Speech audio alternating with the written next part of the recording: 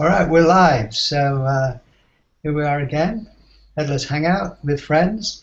And I was just talking to everyone before we started, and I had the just general idea that we'll each of us take an opportunity to say where we're at with headlessness. And so, Lee, you said you'd start. So Sure. you want to go for it?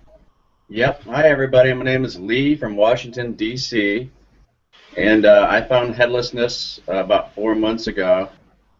And ever since I found it, it's been a very nice, simple meditation for me.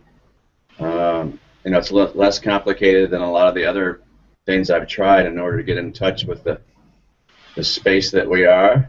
And what I'm working on, lately with the headlessness and this stuff in general is the idea of not, anticipating and thinking of just trying to live more in the moment. And anytime the mind comes in and tries to worry or stress about things, just try to be more on the razor's edge of living. And what I do is when the mind tries to come in and make things complicated, I just try to go to headlessness, and it kind of just silences everything, and then it lets me be more in the moment. So that's what I'm working on right now. Brilliant. Thank you very much. Thank you. Mm-hmm. And who would like to go next? Hi, I'm Colin. I'm in Dublin. I came across Headlessness about 6-8 months ago. Read one of Douglas's books, and I've read various ones since then. I just love his reading, his writing. He gives so much practical detail and really useful practical stuff in his books. Usually with other teachers, some of their stuff is very slim books and usually dialogues, but Douglas seems to have got a great effort to really explain how to live this practically, which really resonates. So at the moment I'm rereading Head Off Stress, which is a great book, and you get something new out of it every time you read it, and it's really practical and helpful. A bit like Lee saying there, being the noting everything on that edge, it really dissolves or relieves stress or anxiety or whatever. So I'm really finding it practical. So looking forward to this. Okay. Yes, thank you. Brilliant. Katerina, would you like to go next? Yes, I'm normally from Holland, but now I'm in France. Some month of the year we are here. I came across Douglas long ago, and I always enjoyed his workshops and all the practical, like Colm said, the practical way of leading us to the headlessness and the way you can actually see what you are as first person singular, and not what people say you are. And I find this always so practical, and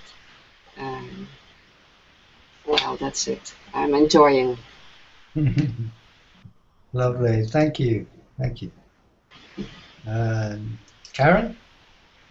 Sure. The word practical comes up in both Paul and Katerina, and that's something that I like too. Besides that, the wording of Douglas is beautiful and inspires me again and again when I read his quotes, or in your course, Richard, or internet course. It's gorgeous. Always lovely to receive number 200 and something and light up my day. But what I recently practiced is that I'm really empty here for another. And this is so simple and so stunning. And it's so much against my usual way of thinking that as soon as I need somebody else, I'm putting all these labels on the person and think, oh, especially if I don't know them, it's somebody like this or somebody like that. But then to realize that they're in their core as empty as I am, It's just amazing. It changes the whole picture straight away. Like I have this being in front of me that's coming from the pure light as well, just as I am. You know. So I just did some shopping. I was in a very busy shopping mall, and I was looking at all the people, and I thought, they're all it. It was just amazing. It changed the whole way I was in a shopping mall, which is otherwise quite boring, I suppose. So practicing this, being this empty core and realizing that everybody is the same, that's my practice of these days. Marvelous. All right, Matthew? Hi, my name is Matthew. I live in Oregon, and stumbled upon headlessness through Buddha at the Gas Pump.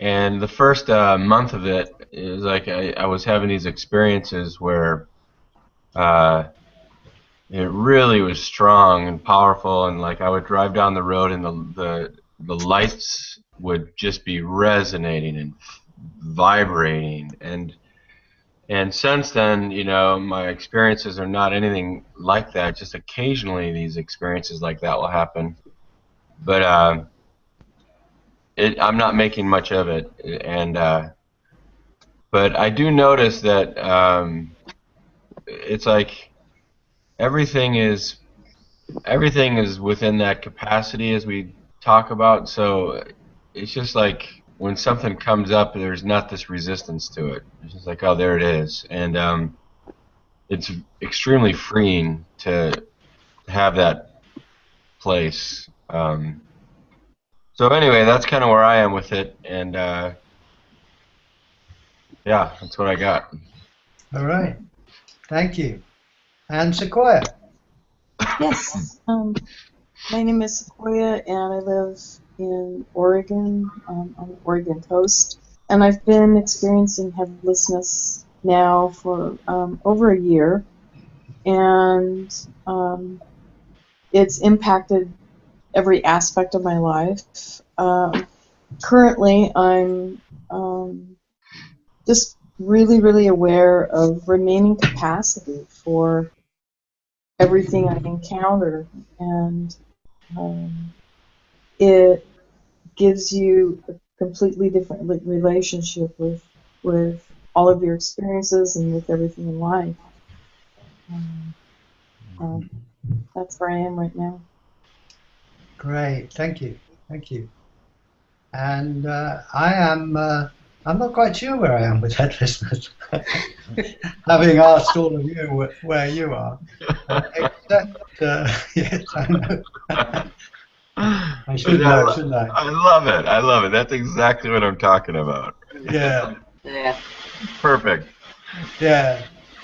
And the only thing I am inspired to say is that I need to do it. You know, not just think about it, but pay attention. So, and I suppose that these meetings for me are an aspect of that. I find that hanging out with others is a good way of bringing my attention back here. And with that in mind, I just thought that I would welcome anyone watching our Hangout, and just celebrating with the viewer now that we're all looking out of this one open space in which this single eye is kind of hanging there. Karen, I'm thinking perhaps if you were talking about being aware of being capacity for the other person, and I wondered if you'd just like to open up on that a bit in terms of an actual guiding our attention to notice that. Just very simply now. How does that sound?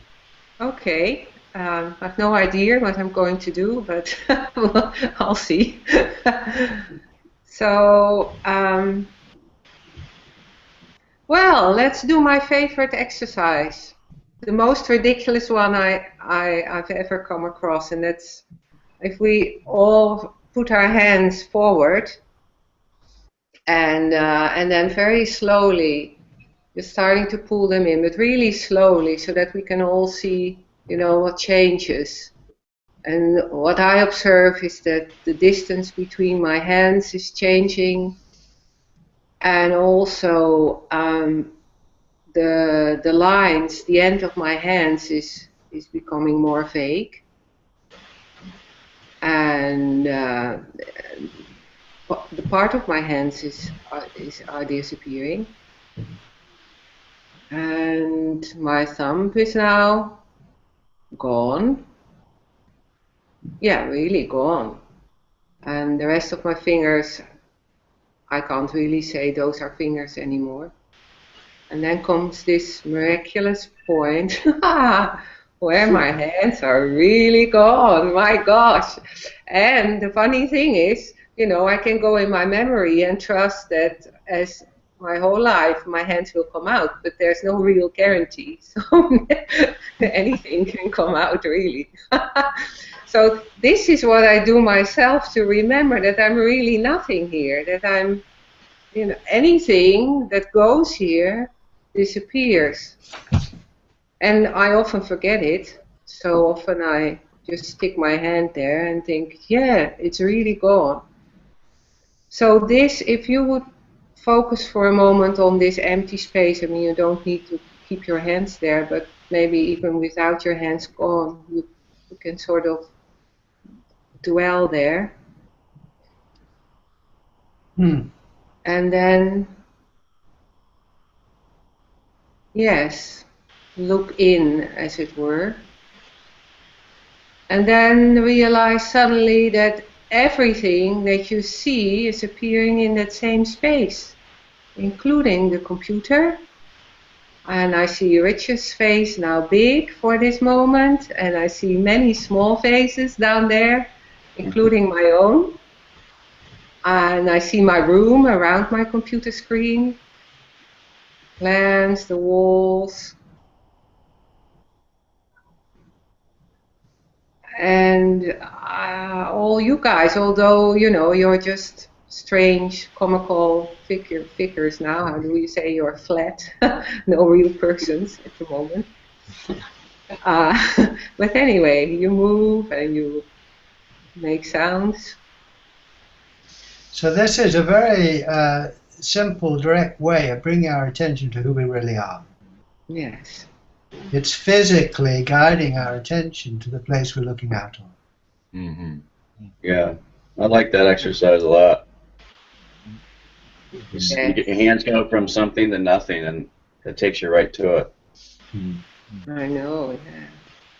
I was just gonna say, for me, I keep coming back to Ramana Maharshi's question, "Who am I?" And like with that exercise, who am I? Really, who am I? And I see, like for me, Karen, it's I'm not seeing the things that you see, of course. I can see like a reflection in my screen in this car behind me and these flowers.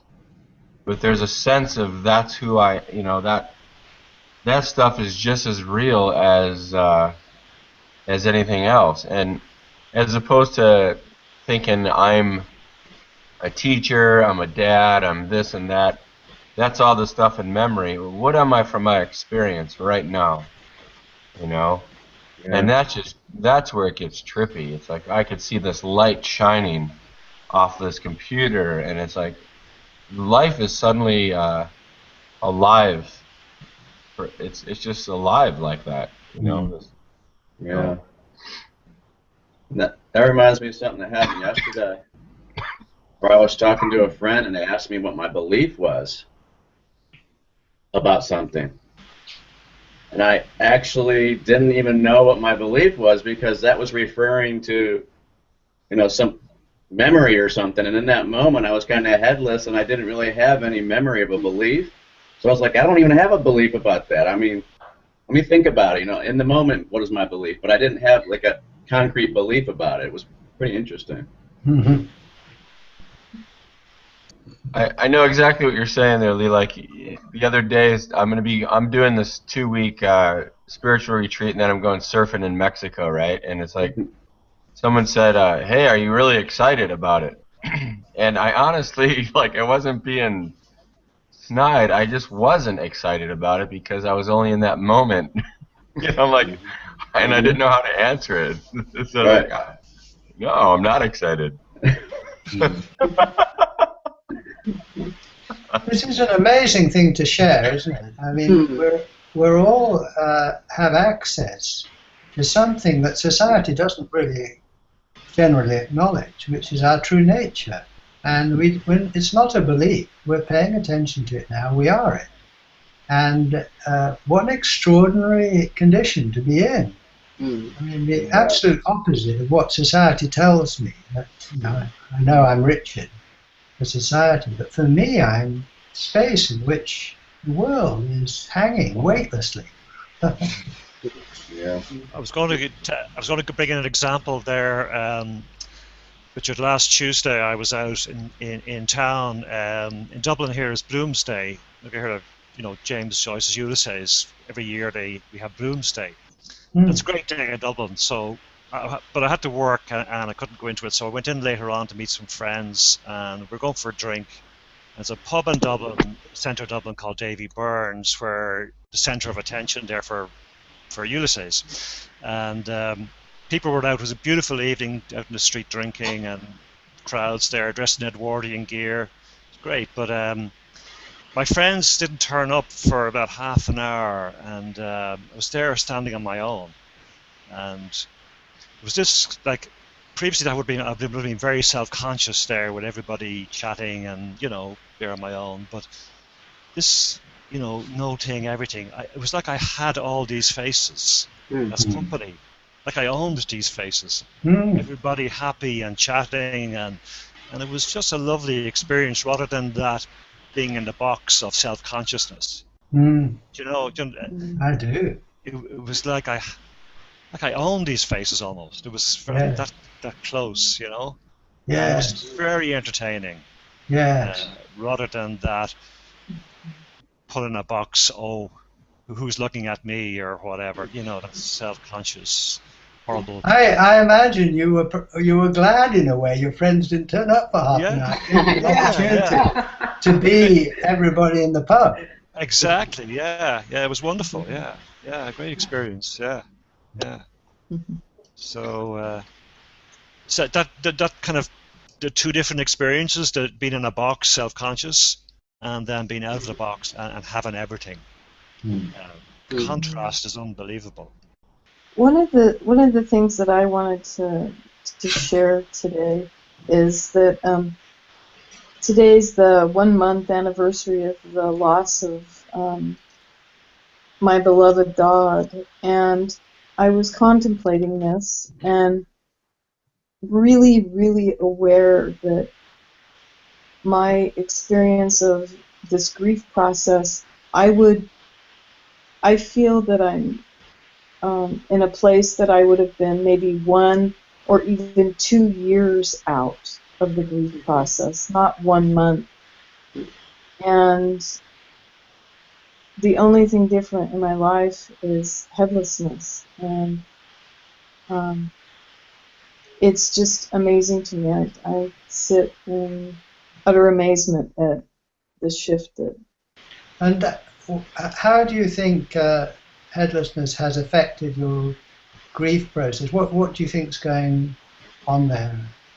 I have no idea. Right. That's the wonderful thing about it. I have no idea. All I have is the experience of it, and the experience of my grief process is very, very different.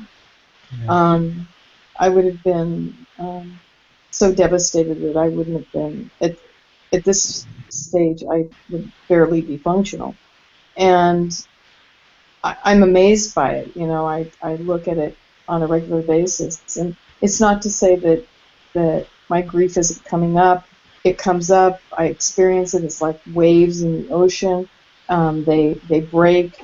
It's gone, and then I'm fine for a number of days, even a week, even, and then it'll come over me again. And but it's just a completely different experience. And and the process by which that has happened, I have no idea, except headlessness. I do know that that's the reason.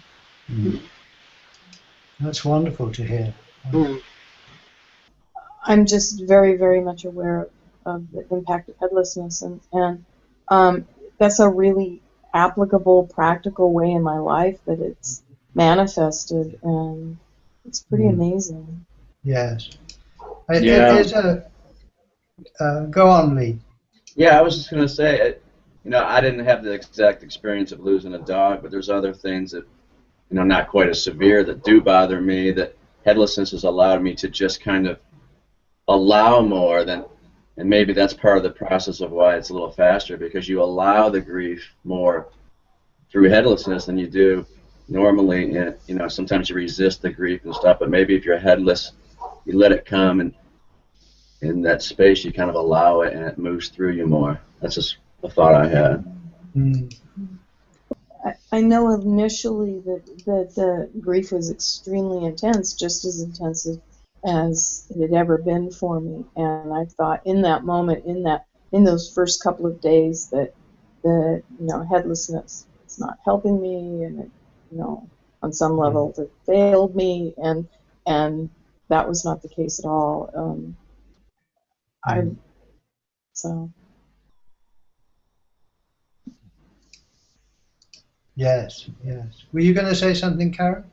Yes, I wanted to ask you, Sequoia. So when you say there are these waves of sorrow and grief coming over you, if there's something special that you're doing, then when you're in such when you're with that sorrow, a special focus or anything, or I was just wondering. Well, I know that I have much more capacity for that, and therefore capacity for quote the little one, that I just allow it. I don't resist it, and I am aware of that.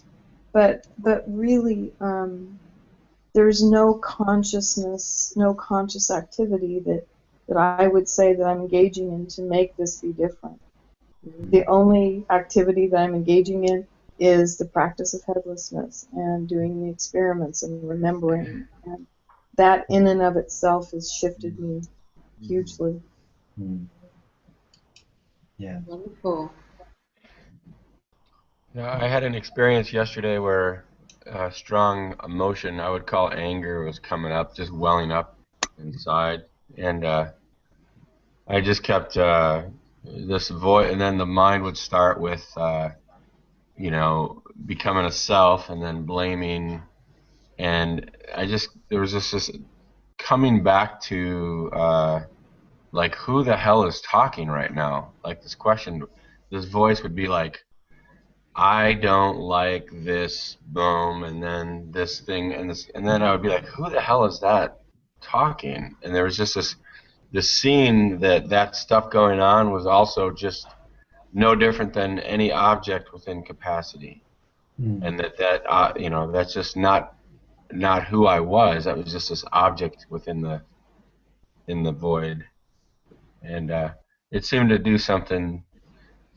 It just had to shift. It wasn't permeating. And it was like you, Sequoia, the stuff would come. It wasn't that it was gone, but it would come and it would go. And before, I would have just sat there and stewed and then laid in bed, and then the wheels would have kept churning. But there was some separation from that. Yeah, and that's another experience. I think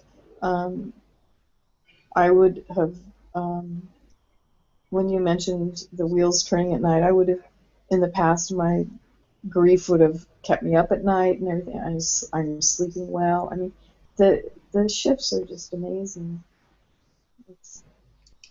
What an amazing tool we have here, and I'm struck by the fact that we're not following rules here. It's a life of discovery. It's finding out how this awareness works in different situations. Yeah, it's not really working it. It's not, like you say, there's not rules, we're not doing things. We're aware and then watching what happens and Yeah. watching what we experience. I veer between trusting it and not trusting it, you know.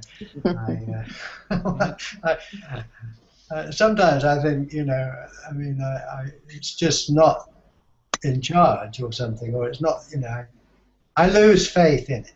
And then I look again and I think, well, who is here? Who is it that's, I mean, creating the whole thing out of nothing? That's pretty smart. It's just that it doesn't obey my particular idea of what it should be doing. Yeah. If I lose faith in it, I'm not doing it. But I do lose faith in it when I'm not doing it. And then you do it and you're like, oh, okay. Yes. Yeah, well said. That's well said. Yeah. Thank you. Well, that's so good about the experiments that I can't do them from memory. I can't think, oh, I did this yesterday, so I know what the result is, and that doesn't, you know, that doesn't do it. I just have to do it fresh every moment, and then I see, and it's immediate.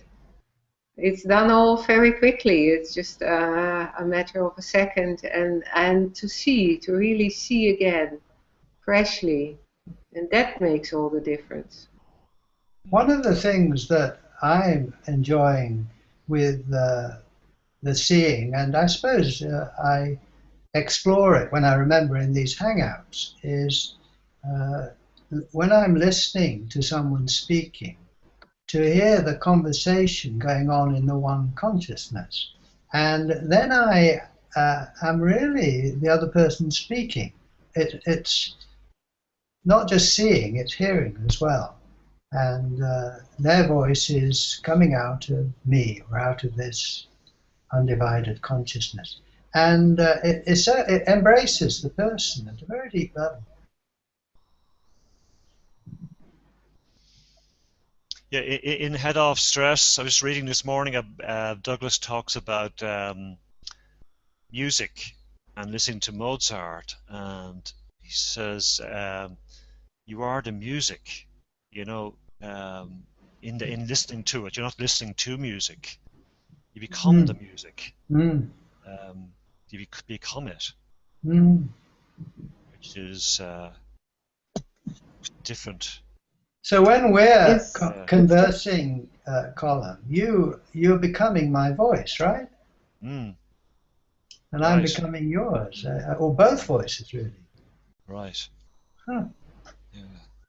Yes, that was like I was saying. We talk about face to no face and in our experiences with other people, but it is you become whatever your focus is directed towards. You become the music when you're listening to music. You become the sights when you're looking intently. When you're focused on another person, you become them. You give yourself up for whatever focus is. Yes.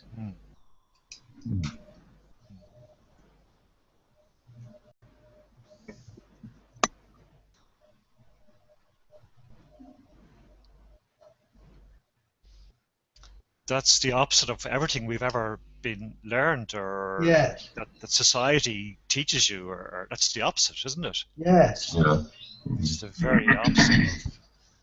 I'm thinking of you in the pub, Colin, and I'm just thinking, gosh, I mean, you're not particularly doing anything, but my God, what a great place to be, and how wonderful to have you there, being the pub. I mean, you know.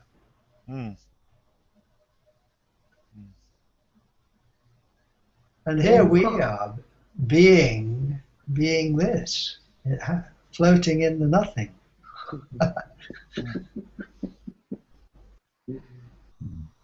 I think the other thing is that as I grow older, I it's stupid, really. It's when I'm not seeing, I think about Richard and the plus and the minus of what he's done or who he is, and uh, I'm not quite sure what the balance is.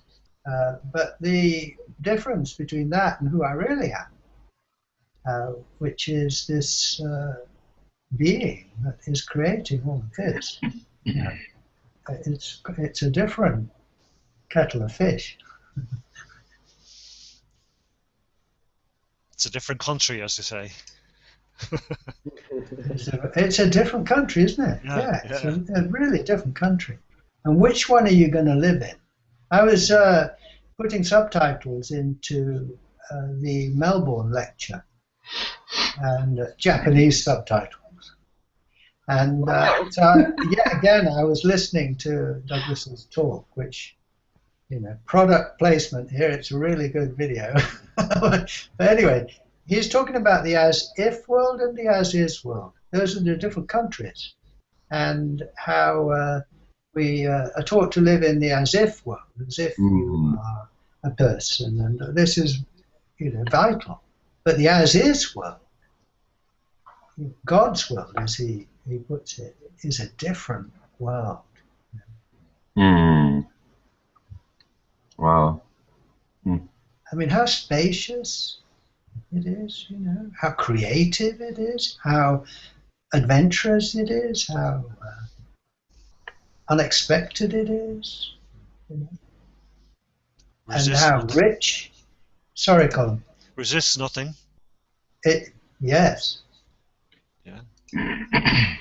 Even the as-if world, you need not to resist. Yes.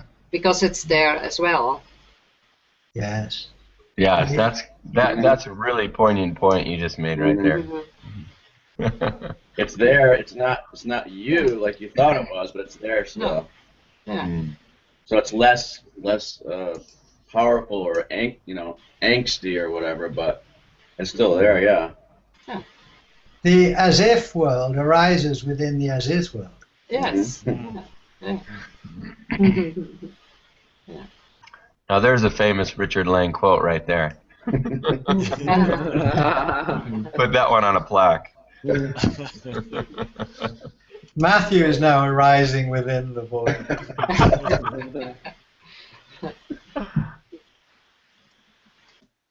I recently heard that that what we are is 13.5 billion years of creativity discovering itself.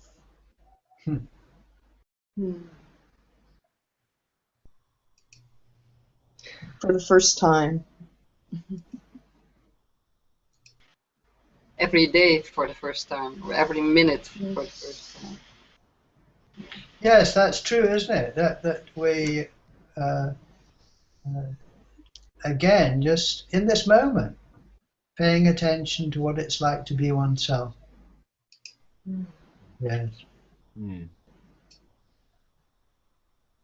Well, I like to come back for a moment to the term as-if world, because in some ways I can take it as if it denies this whole reality that I see. And then, to use you as an example, Sequoia, to say that your grief over your dog is an as-if thing, that would be, rude, it would be terrible.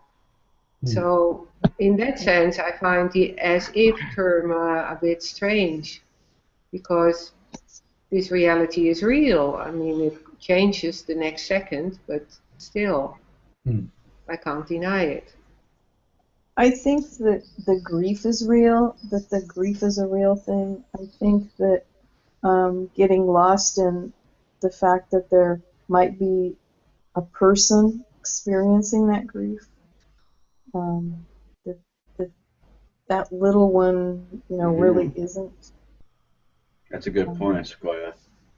The grief is real, but the whole story behind it and resisting it, I mean, that's still real too, but it's unnecessary. Good point.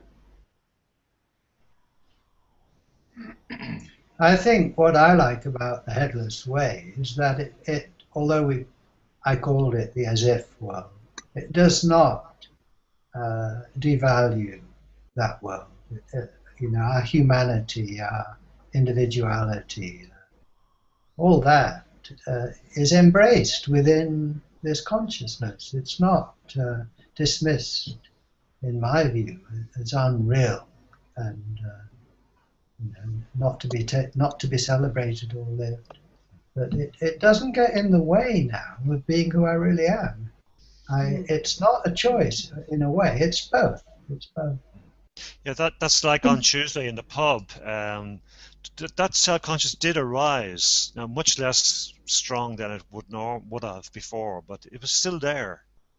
In a much weaker manifestation, let's say, but it was still there to a certain extent.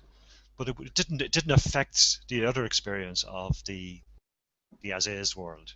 Yeah, yeah. I mean, it's here now to a degree for me. I'm conscious of being Richard in London and you guys over there somewhere. But at the same time, I'm conscious of being this space in which you're arising.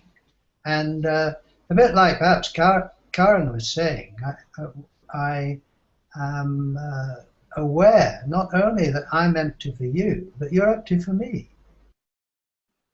You're the one too. And this is so intimate and special, really. Yeah, and I like what Sequoia said too, because the whole idea of the me, life still goes on and everything's still happening, but when I use a headlessness in the midst of that, the whole me story tends to fade a little bit, or fade. And that, to me, is very practical, because you still live in your life and interacting, but the stories that you kind of tell yourself diminish when you do the headlessness, and that's a big one for me. Yes, and now I know you guys, as myself, which is just a beautiful thing.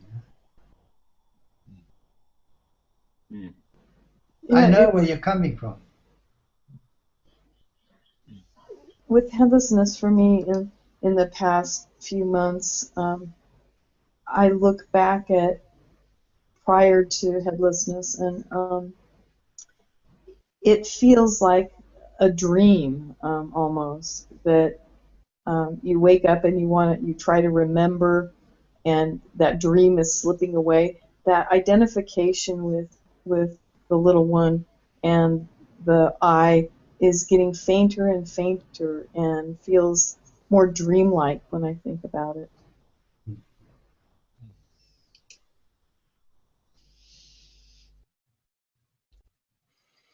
Yeah, I think there's less belief in the stories of the me, or maybe there's no more belief. It still arises, but it's not believed in much now anymore.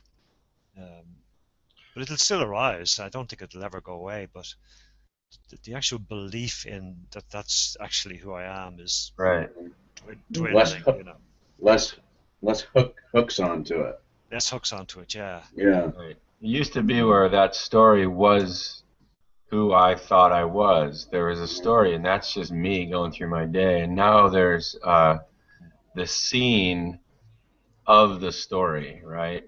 There's a scene of it. And like I could be in the shower, for example, and all of a sudden this conversation might start up, and this has been happening more and more frequently, where all of a sudden it's like, before I go down that path, there's a sense of, there's the story, and then all of a sudden, boom, it's gone. It just dissipates like a cloud in the sky.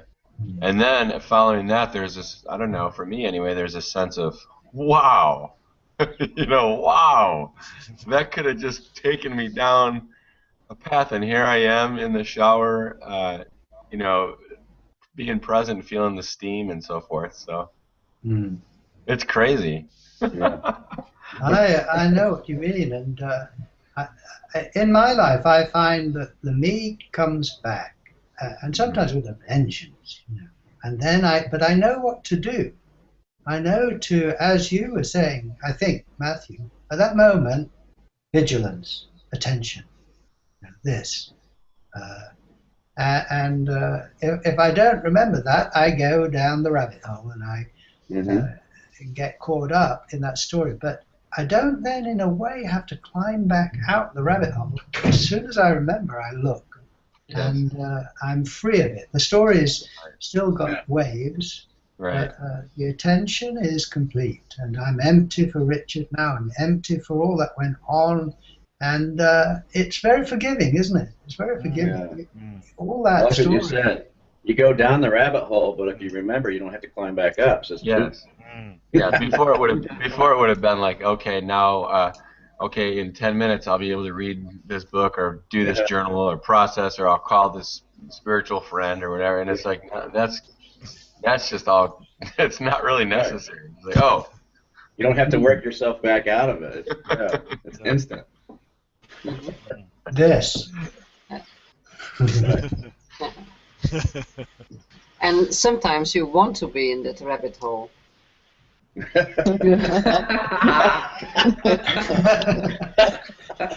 I agree. It's true. It's true. It's true. Yes. Yeah, it's okay to be in the rabbit hole sometimes. Yeah. Have you got more to say about that, Katharina? Well, that's my experience. Yeah. Sometimes I think, okay, I know it's not necessary to be there, and still I want to be there. Yes. For a while. Yes. It's also an experience. Yes. To go around and see what's there. Yes. Very good. Also. Yes. Yes. Thank you. Yeah. Yeah, sometimes you need the rabbit hole to take care of some practical matters. Oh, perhaps. Yeah, or even if you want, you're angry, say somebody does something, you want to correct it or tell them how you feel instead of just being space and being okay with everything. You're in the rabbit hole for a while and you express it.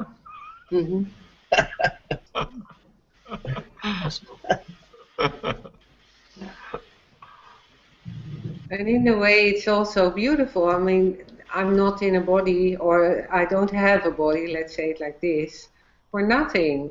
Something in me wanted this experience, so, and unfortunately I can't filter it out that they only want the good stuff. So I get the whole package. Yes. But, it has a beauty of a deeply lived human life. With all the feelings and the experiences and the whole thing. I can't always say this, of course, when I'm in a mess or, suddenly tight in fear or stress or whatsoever. But when, looking back then, I think, yes, this also is a part of the package. This rabbit hole. Richard, I'm wondering if... to skip it. Sorry. Oh, no. I'm wondering, Richard, I've brought this topic up at 2 or 3 hangouts before, and there's still something there, questions coming up for me, and that is like, where does practice come into play for you, Richard? Like, for example, one of the things that seems to happen to me is I realize there's nothing to do, and at the same time, sometimes with this thought, it seems like I just do drift around, and I feel like, well, I don't really, there's a sense of nothing needs to really happen. But then, I guess the word practice, what does that mean to you in regard to this headlessness and spirituality and so forth? I don't know how to exactly formulate it, but what comes up for you when I... Well, I think it's probably a paradox that you can't practice this in order to do it later. You can only do it now. So there's that. But on the other hand, you could say, well, I really need to practice it now. I need to do it. And I think we can get caught up in words because are you doing anything or not doing anything, all that kind of difficulties with language. But there's a difference between just thinking about it and paying attention to it. And the attention is the thing. So sometimes I have to make an effort, and sometimes I don't. Yeah. But it's also, it's what I want to do, and it's a pleasure as well. I mean, sometimes I have to do it as if I'm fighting for my life. I feel as though I'm being, I'm making a thing of myself, and I've just got to pay attention and see I'm not, and moment by moment. And other times it's like the wind is behind you, really. So I think it works out in different ways. I think that, yes. Does that go some way towards responding to your question there? It does, yeah. Some things came up, but if I'm honest, there's a sense of still being like, this question is still there within me. I don't know. Good. What are you thinking of then? Well, it's just like, I like what you said about there's only right now. So this moment, there's definitely this headlessness is here. But like, but sometimes, I don't know. I think because I've been a doer for the last 30 years of reading. I've read hundreds of books and meditations and this and that. And I think there's some sort of part. There's a part of me that seems to be like, you're going to have to do something here. What would you have to do? I don't know, like right when you said that, there was an opening, right? And I looked and I saw this bug in the reflection flying, and it was like, oh, cool, there's this bug, right at that moment. But I don't know. It's like there's a. I don't know. Anyone else have something? Sometimes the answers come. I just want to say one more thing there. Yes, please. Yeah. I think that it is true that you can only do it now. And I suppose from the one hand, it doesn't look like much. You'd like to be able to kind of sort it out for the rest of your life or something. But you can only do it now. And here we are. And yeah. Who was going to say something there? Oh, that's brilliant. Yeah, I was going to say that a lot of other, teachings say there's nothing really you can do. But because the me is the one that wants to do things to transcend, and that can get in the way sometimes, the me wanting to do it. But I think headlessness is one of the things that we actually can do, because it's not the me when you do the pointing and you get there. It's not the me that is there anymore. So I don't know if that's part of what you were talking about, Matthew, but for me, I understand that the doing can get in the way, but with headlessness, it doesn't seem to at all. It actually helps. Yeah, because the experience is immediate. It's not, I'm going to get something from doing this. It's not for the me at all. Right. Yeah. It's not, I'm not going to get it done. Go ahead. I like what you said, Richard, about the difference between thinking about it and paying attention. Because this is the key, I think. Paying attention is so simple, and I have the tendency not to do it. But actually, the whole practice of seeing is just paying attention, just paying attention to what is really going on, to what I really am here, and the whole world, including myself, appearing in it. That's all. That's all. That's the whole practice, paying attention. It looks like nothing, and yet it's the gold.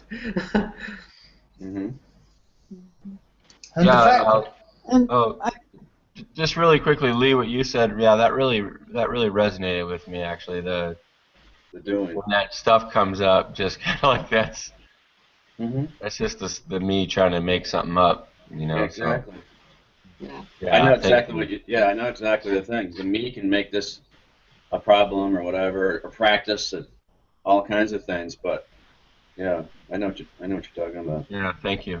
And I think also you are the authority on this. If you want to find, I'm not sure this is exactly the question you're raising, but is seeing who you are doing something or not doing something?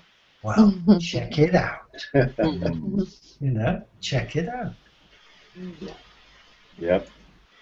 But I think we want a solution for the rest of our lives. Yes. Yeah. And I think doing something can be habituated too. And I know that if I have that sense that I feel I need to be doing something, I do an experiment. So and so that takes care of that need. If I think I should be doing something, well then just do an experiment and satisfy that. Yes. Yes, that's it. It's like someone said, "Oh, you can't do anything. Oh, you want to watch? Here." I just did.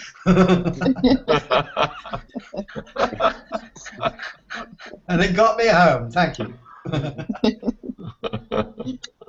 mean, the space is timeless, isn't it? I mean, that is wild. It's timeless. The whole thing is not in time.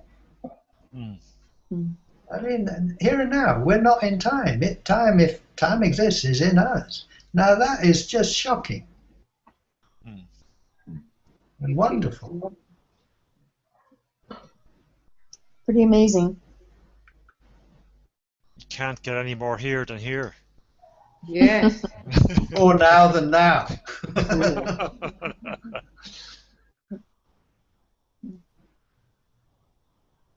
This is a brilliant thing, and we're not dependent on words, and we're not trying to wring out a final understanding, are we? We've got the experience, 100%. But our working out of it in our lives is unfolding differently every day, differently for each of us. I think that's the great thing about Headless, is it gives you the experience straight away. Yes. And you can trust that. I mean, the evidence is there. You can trust that. So as you say, you become your own authority. Yeah. And the mind just wants to make summarize it. I know my mind does. It's like, okay, I've got it figured out now. I'm enlightened. I've got it all done. I think you want to meddle. I want a what? A medal. A medal. I think we all do, I think that's what the mind does. It wants to label. It wants to create a story. I think that's its job. And whose mind is it anyway? Yeah. It's the one. The fact that I don't have any more stories becomes the new story. Yeah. Okay, you win. That's perfect. I've got it now. See, that's it. They make a new story about Colin's story. That's great. Colin said it.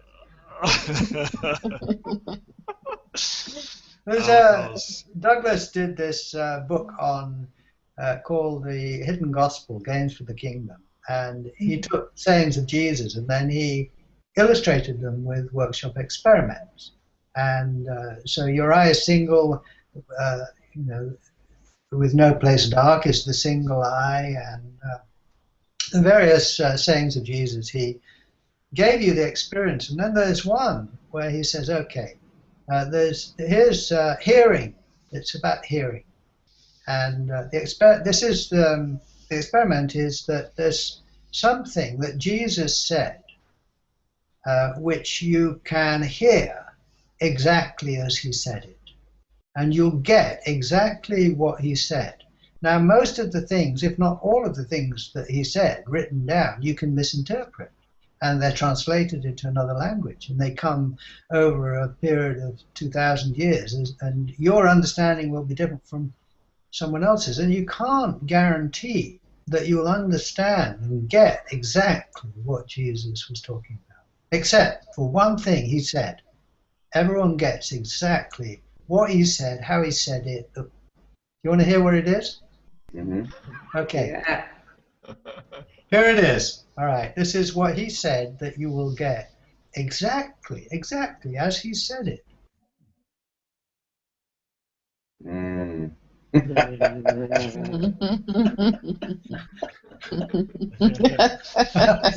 Touche. I'm sure there's people watching this that will watch this and be like, "What in the hell are they talking about?" Okay, so what we're talking about is noticing the place you're looking out of, right? Yeah.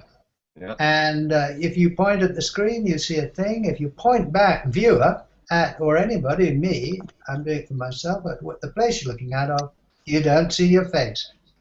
You see this open space that Karen guided us to, which is also silent for sounds, still for movement, boundless, embraces the whole universe, alone, timeless, nothing outside it. Mm.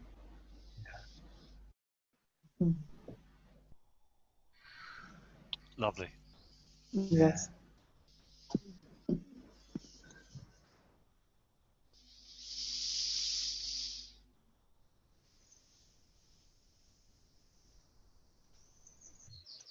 What one thing that really touched me throughout this hangout is that Richard is the, for lack of a better term, the head of headlessness at this point, and his vulnerability, him sharing that with us, really touches me. It's not many places where you'd find that, where the teacher or the leader or the head of something would be willing to do that, and it means something. Oh, thank you. Yeah. Next time we have a hangout, Richard will have a white robe on and start What's growing. going on now? Can't you see it? Start growing his beard, right? Yeah. Where's the pedestal? Yeah. So that was lovely, Sequoia. Thank you. And how has it been for everyone else? This hangout today, hanging out together in the Great Void. It's been great. Fantastic. Really enjoyed it. Been great. Fun. Yes. Yes, I really like that we talked so much about the practicality of it in our lives. Absolutely. Because I always learn from other voices who report how it is for them. Inspires me. Yes. So thanks, everybody. I find that with the hangouts, because they've been going for months and months and months, years probably now, one way or another, how it's just you get to know people and you follow their lives and you learn a lot from seeing how they are living from this openness. It is inspiring. Yeah. Yeah. Agree. Yes, the sharing and the love we share. Mm, Mm-hmm. yes. Yeah. Yeah. Yes, to see that you're built open for each other. We're built open for each other, built open for the world. We disappear in favor of each other and become each other. This is love, really, isn't it? Yes. One of the things that for a long time I have attended hangouts, and I've really had this desire to meet everyone in person, and that has been something that's been nagging at me, but that has faded too. That's not necessary anymore. That this experience that we're having is just as real as if we were able to see each other physically. Mm-hmm. Yeah. Yeah. Yeah, it does have an amazing depth, and hangout like this. Mm. I wouldn't expect it, but it's true. It just happens. Mm.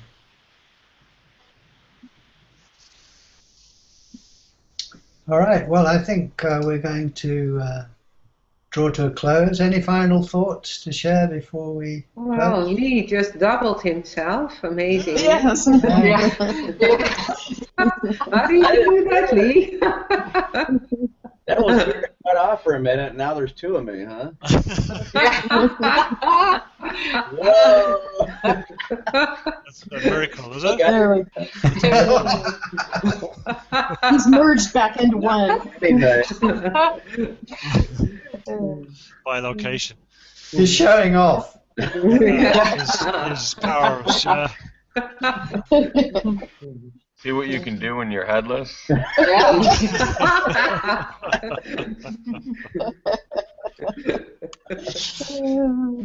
All right. Well, lovely to hang out with you. Thank you. Yeah. Thank you, Richard. Lovely. Thank you all. Yes. That was Thank you. great. Very enjoyable. Next Very time. good. Thank you. Bye. Okay, All bye. right. Bye. Yeah. Bye.